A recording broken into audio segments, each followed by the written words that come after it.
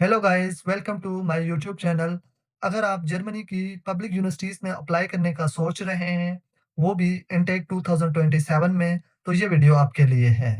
I know her student का Germany में study करने का ड्रीम होता है, मेरा भी ड्रीम था और भी बहुत सारे लोगों का ड्रीम है, जो जर्मनी में स्टडी करना चाहते हैं। लेकिन मैं हर साल देखता हूँ बहुत सारे लोगों का एडमिशन नहीं आता, उसकी वजह ये नहीं होती कि उनका सीजीपीए कम था या उनके पास वर्क एक्सपीरियंस नहीं था।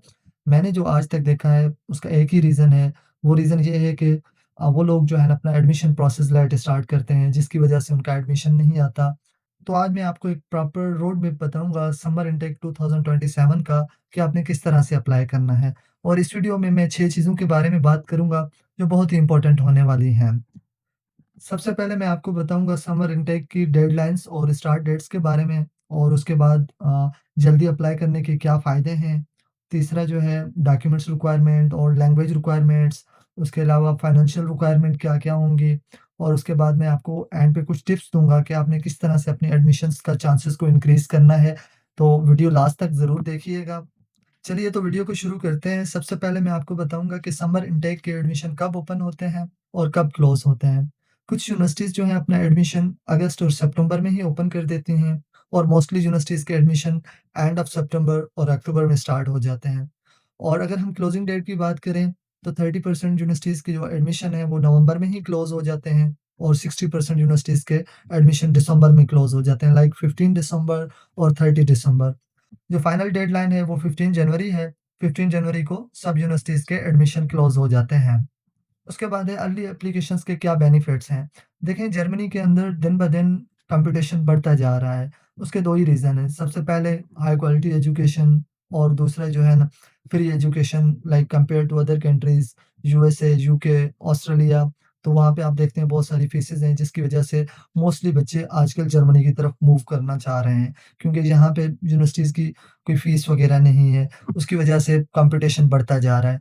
अगर हम एडवांटेज की बात करें तो सबसे पहला एडवांटेज ये है कि जो बच्चे अपना एडमिशन प्रोसेस अगस्त में स्टार्ट कर देंगे, उनको जो है ना ये ऑप्शन होगा कि वो सब यूनिवर्सिटीज़ में अप्लाई कर सकते हैं। क्योंकि जब अगस्त में अप्लाई करना शुरू करेंगे आप, तो आप सब यूनिवर्सिटीज़ में अप्लाई कर सकते हैं क्योंकि किसी यूनिवर्सिटी की डेडलाइन गुज़री नहीं होगी। एडमिशन ही अगस्त में ओपन होते हैं। अगर फॉर एग्ज़ाम्पल आप लेट करते हैं, अक्टूबर या नवंबर में अप्लाई करना चाहते हैं, तो उससे ये होगा कि काफ़ी सारी यूनिवर्सिटीज़ के जो है ना एडमिशन क्लोज़ हो चुके होंगे। तो आप कोशिश करें कि अगस्त में ही अपना प्रोसेस स्टार्ट कर दें।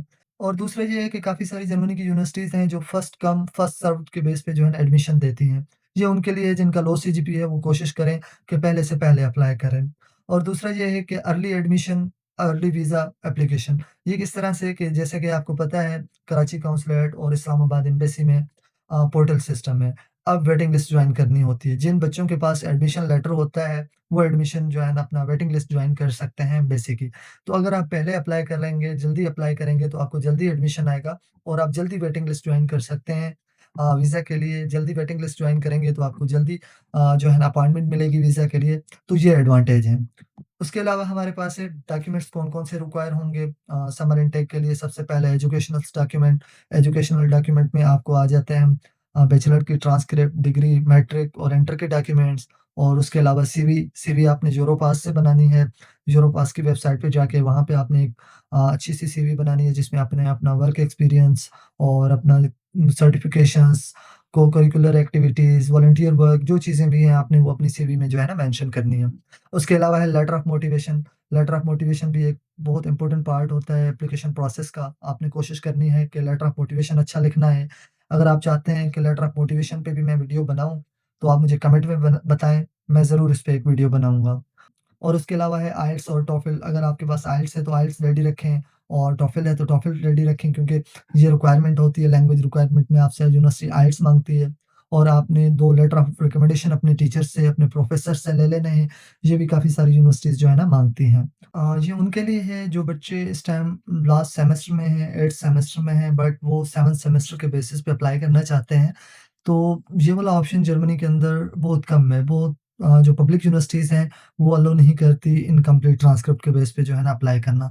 बट फिर भी कुछ यूनिवर्सिटीज़ हैं जो ये ऑप्शन देती हैं कि आप 7th सेमेस्टर की ट्रांसक्रिप्ट प्लस होप सर्टिफिकेट अपनी यूनिवर्सिटी से लेके उसके बेस पे आप अप्लाई कर सकते हैं।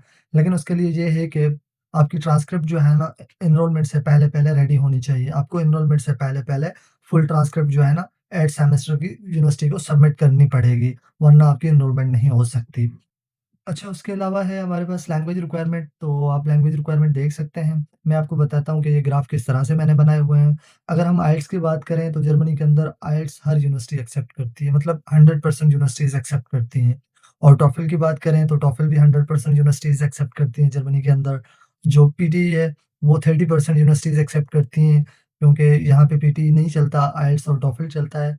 तो आप कोशिश करें आइल्स दें, सही है। आइल्स एक जर्नल भी है, मोस्टली लोग आइल्स ही देते हैं, आपने ट्राई करना है कि आइल्स ही देना है। और उसके अलावा अगर हम एमवाई इंग्लिश प्रोफिशिएंसी की बात करें, तो इंग्लिश प्रोफिशिएंसी जो है जर्मनी के अंदर 10% यूनिवर्सिटीज़ एक्सेप्ट करती हैं।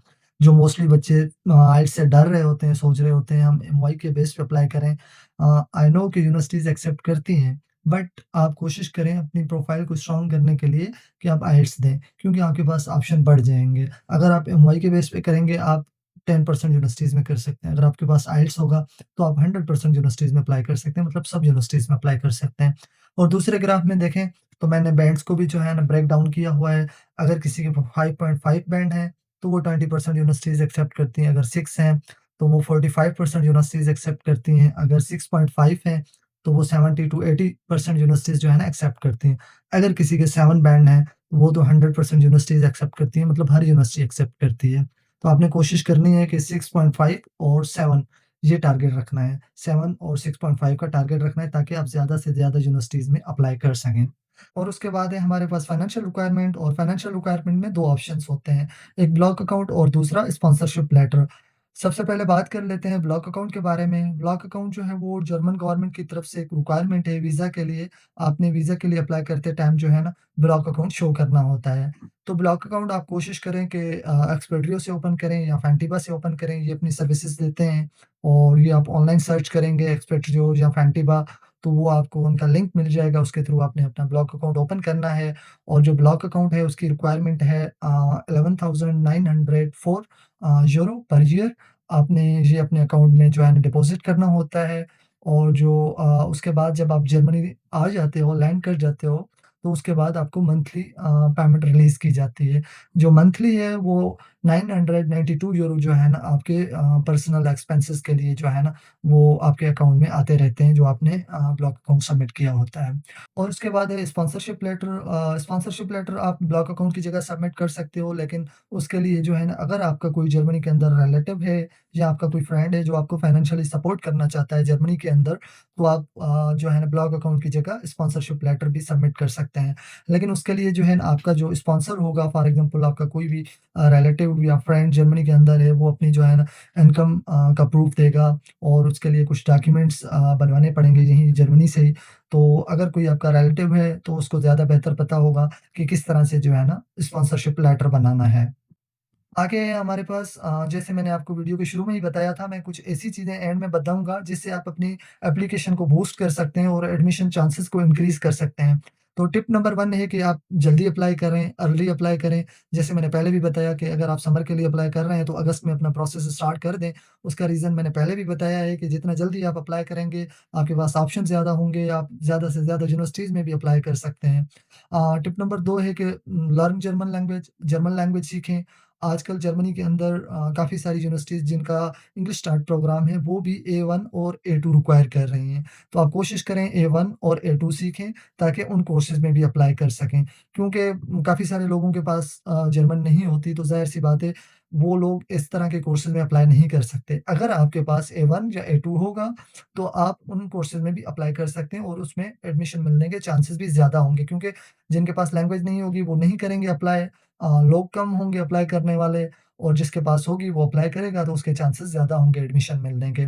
और उसके बाद है कि बेसिक जर्मन आप सीखें, ताकि आप जब जर्मनी भी आ जाएँ, तो आपको जो है ना उसका भी फ़ायदा होगा, और आपकी वैसे भी जो है ना एप्लीकेशन जो है ना इम्प्रूव होगी, और एडमिशन मिलने के चांसेस ज़्यादा होंगे। और तीसरा नंबर है आइल्स। आइल्स जो है आप कोशिश करें कि अपनी आइल्स का जो है ना स्कोर अच्छे से अच्छा लें। फॉर एग्ज़ाम्पल 6.5 और उससे ज़्यादा का जो है ना माइंड बनाएँ कि आपने 6.5 या 7 या 7.5 तक लेना है, ताकि आपके जो है ना चांसेस एडमिशन के लिए बढ़ सकें।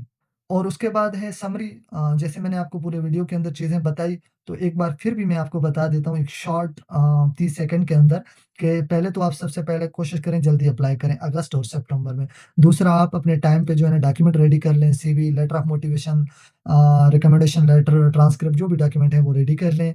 और उसके बाद जो है ना आप अपनी लैंग्वेज जो है उसको भी रेडी कर लें। 6.5 और 7 तक जो है ना अपना आइल्स कोशिश करें कि स्कोर लाएँ और उसके बाद अपना ब्लॉग अकाउंट रेडी रखें। जैसे ही आपका एडमिशन आ जाए, तो आप ब्लॉग अकाउंट ओपन करके वीज़ा के लिए अप्लाई कर दें। और लास्ट में है, मैंने पहले भी आपको बताया कि आप कोशिश करें कि जर्मन लैंग्वेज सीखें, कोशिश करें कि अपनी लैंग्वेज को इम्प्रूव करें और अपने एडमिशन में जो है ना चांसेस को बढ़ाएँ। चलें, आज की वीडियो इतनी ही थी। मुझे उम्मीद है कि आप सबको समझ आई होगी जो चीज़ें मैंने वीडियो में बताई हैं। अगर फिर भी आपको समझ नहीं आई तो कमेंट में आप मेरे से पूछ सकते हैं। कोई भी क्वेरी है, कोई चीज़ समझ नहीं आती, आप कमेंट करें, तो इंशाल्लाह मैं उसका रिस्पॉन्स ज़रूर करूँगा।